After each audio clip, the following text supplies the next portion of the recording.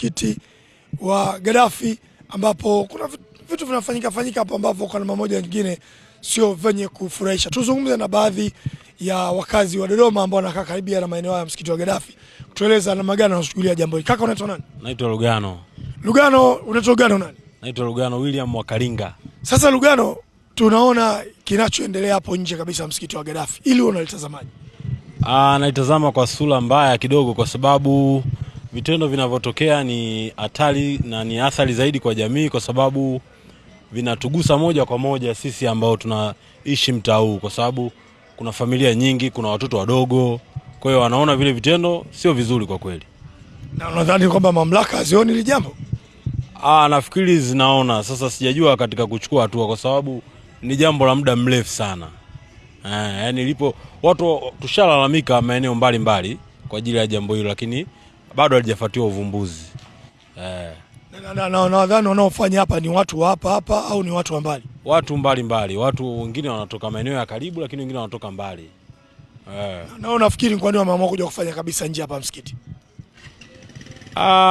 Yani ni kutokana tu na kukosa ile ambush kubwa yani ile katazo lenyewe kutoka kwa wanajamii na serikali kwa ujumla. Ndio maana unaona wapo pale, lakini kama kwa pamoja tukasema tuwatimue wale wanaondoka wale. Hali unazungumziaje biashara kama vile pale mbele kabisa msikiti?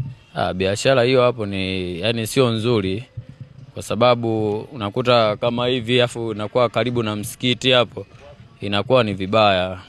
Unaona?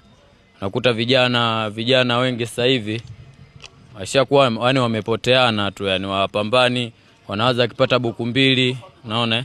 Waende wanadai kwamba wao wanaenda kumaliza mazingira hapo, inakuwa uongo. Afa wakina dada nitakuwa jishughulishe na kazi. Unaona? Kuna wengine sasa hivi wanaolewa tu mbona vizuri, anakuwa amekaa na mume zao ndani. Ila hao hapa kwa sababu ina maana wanakuwa wanapenda sana pesa.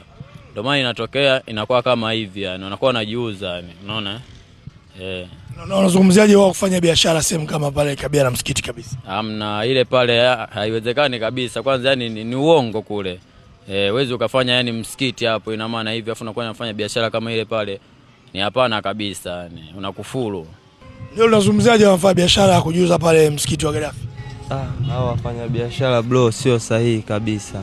Maana hapo wenyewe ukiangalia hapo hivi hapo, yani ukiangalia hapo kuna watoto wanapita, kuna mama wanapita, kuna nyumba zipo jirani pale.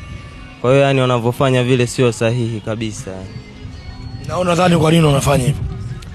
Naona kwa sababu maisha yenyewe wanavodai wenyewe maisha magumu. Yani utashangaa